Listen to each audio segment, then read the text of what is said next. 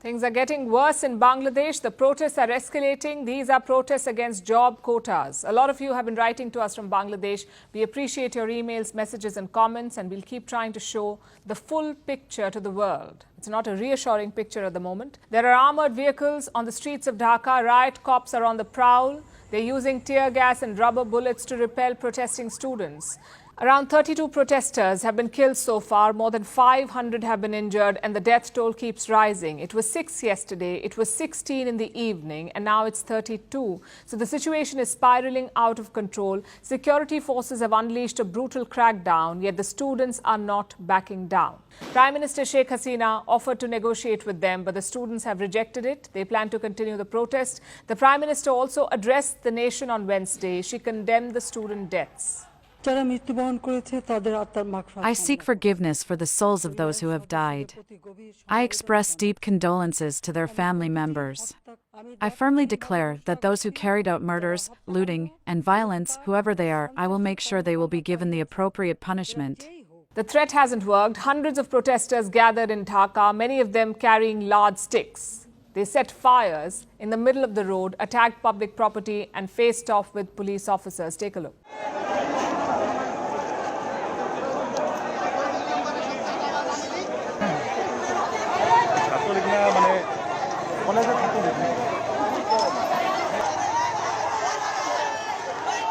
Protesters also targeted the state television headquarters. They have set the building on fire. It is feared that many people are trapped inside. Now, we've covered this protest before. The issue here is a quota in government jobs. Bangladesh used to reserve 30% of jobs for freedom fighters, 30%. People who fought in the 1971 Liberation War, 30% of government jobs were reserved for them and their children and grandchildren. In 2018, there was pushback against this. Students said that the quota was unfair. It was robbing them of a fair opportunity. So in 2018, the quota was abolished. But this month, Dhaka's High Court reversed it. They brought the freedom fighter quota back. Hence these protests. And what has Sheikh Hasina done about it? At first, she was dismissive, which made the students even more angry. But now she's trying to restore order. All schools and colleges have been shut indefinitely in the country. Security agencies have been deployed and mobile internet has been suspended. But the problem has not been solved. Bangladesh's Supreme Court will be hearing this matter next month. The government wants to expedite the hearing. But what happens if the top court also upholds the quota? Then it is up to the government again. Prime Minister Sheikh Hasina says she is open to reforming the quota, but to what extent it's not clear. Plus, the quota has benefited her allies, so protesters ask, why would she reform it? It's a fair question.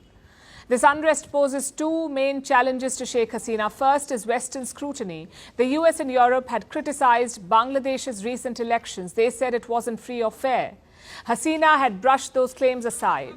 But this unrest is fresh ammunition for the West. Listen to the U.S. State Department. We've been watching this matter very closely, both from our embassy and officials here in Washington have been monitoring the protests, have seen the reports of people dying, being killed in the protests. And we, again, call on the government to uphold individuals' rights to protest peacefully. I know what you're thinking. Why does Western opinion matter to Bangladesh? Because of money. Most of Dhaka's textile exports end up in the US and Europe. So Sheikh Hasina must be careful. She cannot give the West excuses to target her, or worse, sanction her trade.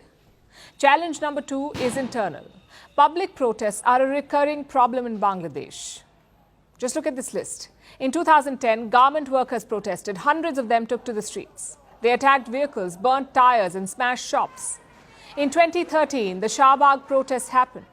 Tens of thousands of Bangladeshis demanded death penalty for a convicted war criminal. The same year, you had the Rana Plaza protests. A factory collapse killed more than 1,000 workers, so the backlash was immense.